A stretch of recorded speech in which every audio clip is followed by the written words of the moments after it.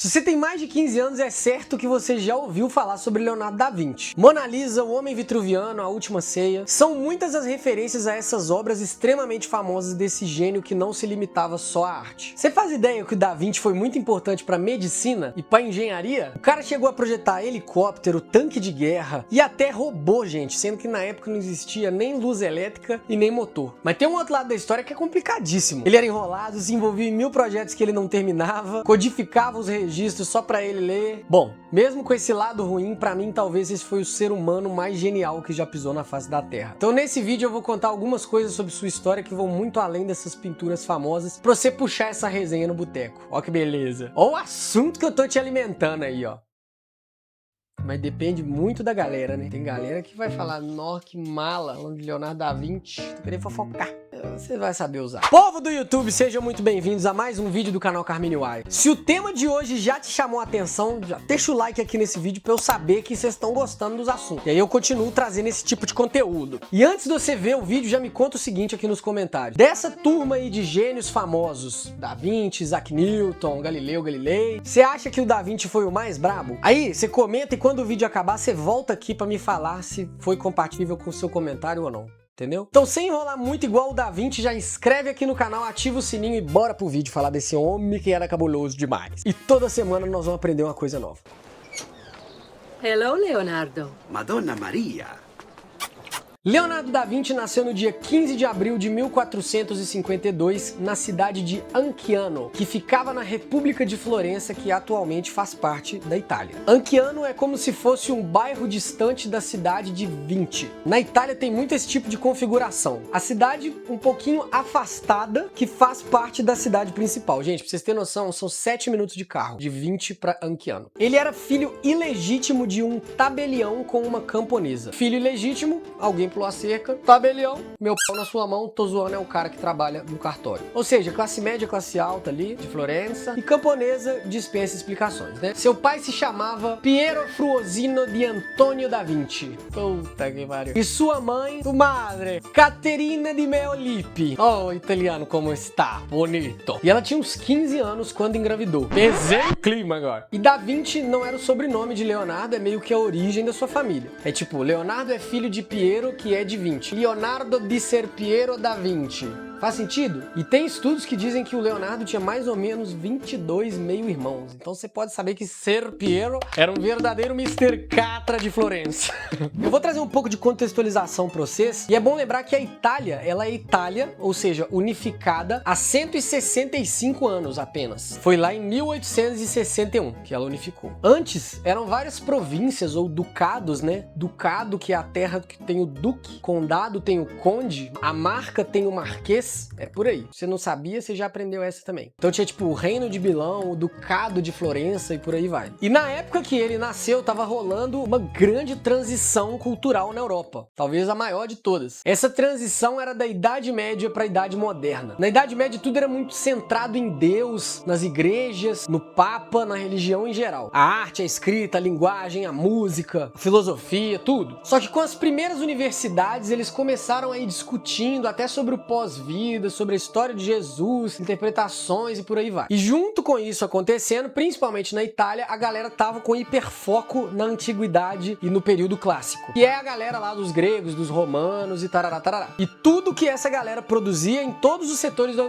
conhecimento, entendeu? Então na arquitetura, na engenharia, na arte, na música, filosofia também, tudo. Então esse é o contexto que Da Vinci nasceu, que é o que a gente chama de renascimento, ou renascença, que você estudou isso na escola. E nesse período, que abre ali a Idade Moderna, o ser humano vira o protagonista. Então deixa de ser Deus, religião, e começa a focar mais no ser humano, sabe? Motivações humanas, no corpo humano. E aí você vai entendendo melhor já o background do nosso personagem aí, do nosso protagonista. Desde muito novo, o nosso Leonardo já se destacava em muitas coisas. Inclusive na beleza. Dizem que ele era um rapaz muito bonito, que fazia tudo com muita maestria e se interessava por diversas áreas do conhecimento diversos assuntos. O cara cantava bem, era bom de aritmética, desenhava bem, tocava bem instrumentos, era um pequeno fenômeno mesmo. E o seu pai se ligou nisso e teve uma ideia. Então, quando Leonardo tinha 17 anos, seu pai resolve mostrar as habilidades dele para um grande amigo que era Andrea del Verrocchio. Esse cara era um dos artistas mais brabos da época e ele pirou no trabalho do Da Vinci, convidando o rapaz para ser seu aprendiz. Pelo que eu entendi, isso aí na época era como se o Luciano Huck me descobrisse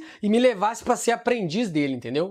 O nível desse networking era por aí. Isso aí fez com que ele tivesse contato com uma galera muito cabulosa e se desenvolvesse ainda mais com esse mestre tão absurdo. Mas o mais engraçado é que reza a lenda que o Leonardo era tão brabo, mas tão brabo, que antes dos 20 anos ele ajudou o Verrocchio nessa pintura que tá aparecendo aí, que se chama O Batismo de Cristo. E ele mandou tão bem que o Verrocchio desistiu de ser pintor. Tipo assim, esse menino é muito mais sinistro que eu, não tem graça pintar mais, vou me aposentar. E você lembra que eu falei que ele era um rapaz muito bonito e tal? Então, provavelmente ele foi modelo de duas obras do Verrocchio, que são uma estátua de Davi e o Arcanjo em Tobias e o Arcanjo. Tá passando aí na tela pra vocês as duas coisas. Então dá até pra ter uma noção da aparência que ele tinha quando ele era jovem. E aí, ele era bonito mesmo ou não era? Comenta aqui também. Qual a nota de Leonardo? E nós chegamos num ponto que eu vou trazer uma fofoca quente pra vocês aqui agora sobre Leonardo, fofoca renascentista. Leonardo da Vinci era gay. É isso mesmo, meus espectadores. Talvez vocês nunca tenham ouvido falar disso, mas qual que é a história, né? Em 1476, ele e mais 3 alunos do Verrocchio foram acusados de sodomia. A famosa bagunça, né? Só que naquela época era um crime. Mas a acusação do nosso protagonista é que ele teve relações com um modelo de 17 anos chamado Jacopo Saltarelli. Falei certo? Que era um conhecido rapaz do job em Florença naquela época. É isso mesmo, gente. Afinal, é a profissão mais antiga, né? Ou não, porque quem contrataria a profissão mais antiga, com que dinheiro contrataria? Pagaria com cabras? Talvez. Papo para outro vídeo. Mas acabou que essa acusação não deu em nada porque não tinham provas, e um dos alunos acusados era da família Medici, que era uma família bem importante, assim, da High Society florentina. Era tipo assim, o filho do comandante do exército.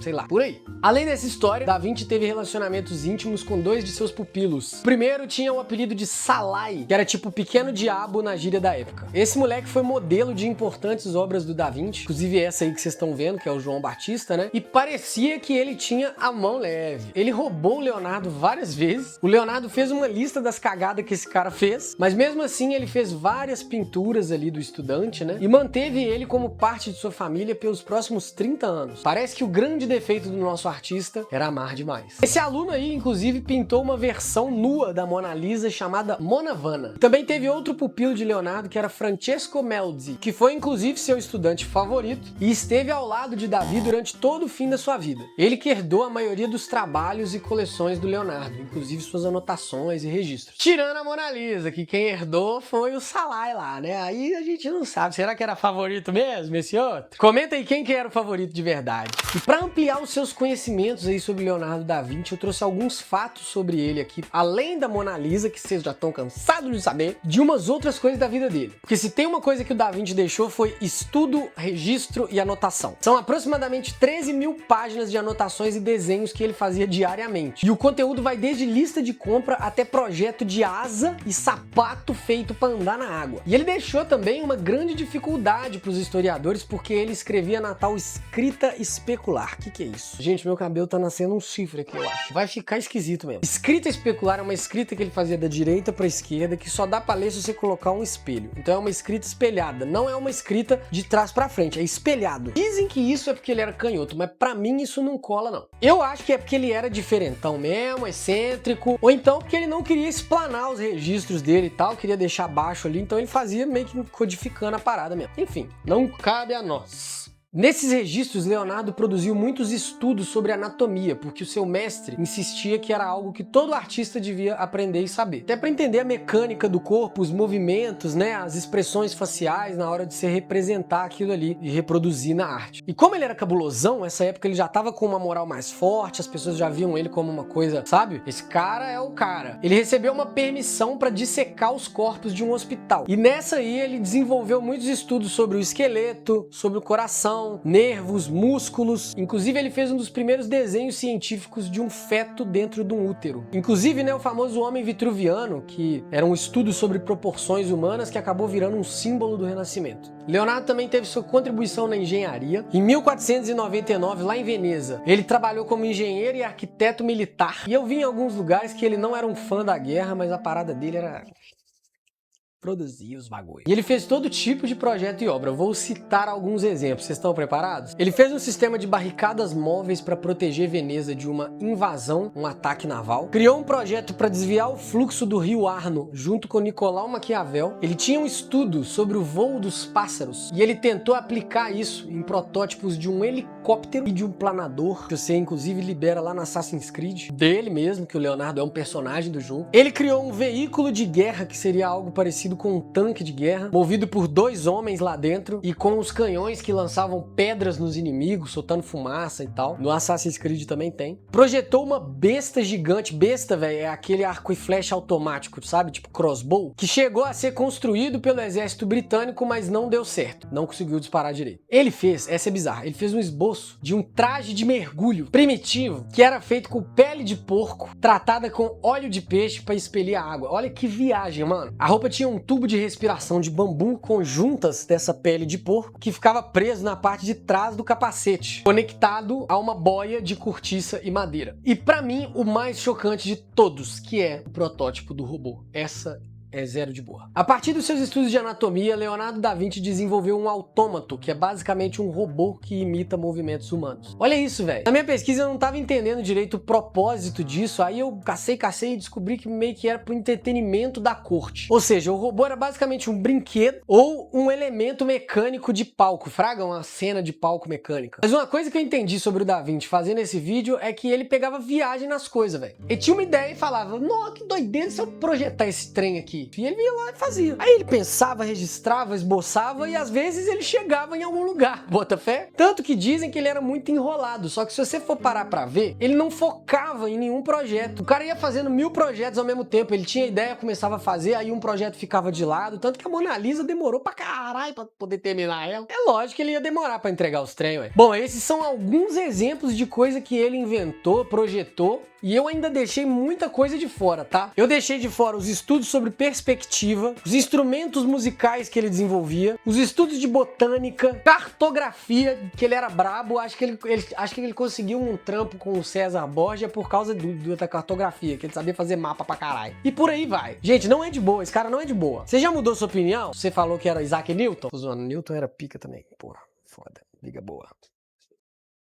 E trazendo pra vocês mais uma fofoca da Itália renascentista, olha que bacana. Leonardo da Vinci teve uma treta com outra tartaruga ninja, Michelangelo. Michelangelo, ele era um cara mais bruto, rústico e sistemático, fraga. Inclusive eu posso até fazer um vídeo sobre ele se vocês quiserem. Comenta aí que eu faço. Ele botava a mão na massa nas obras, não tinha muita preocupação com a sua higiene, era focado no resultado. O Da Vinci já era o cara do conceito, tá ligado? Mais sensível, preocupado com, nossa, mas como que isso vai, sabe? Fazia as coisas no seu tempo. E por isso Michelangelo provocava ele, porque ele demorava pra entregar as paradas também. Já era um pouco mais velho, eles tinham mais ou menos uns 20 anos de diferença. O Da Vinci era 20 anos mais velho que o Michelangelo. Aí numa dessa aí, o Michelangelo falou que duvidava que o Da Vinci ia conseguir fundir um cavalo de argila no bronze. Fundir o bronze no cavalo de argila, sei lá. E assim a treta foi instaurada. Só que acabou que o Da Vinci não conseguiu mesmo não, porque deve ter demorado. Aí o bronze teve que ser usado pra outras coisas, voltada pra guerra lá, pra fazer uns canhão. Mas criou-se essa rixa. Bom, no final da sua vida, Da Vinci conseguiu ter muito sucesso. Chegou a morar no Belvedere do Vaticano e depois em Clos-Lucé. Não sei falar isso em francês. Era uma casa nobre próxima à residência do rei da França. Tipo, o cara...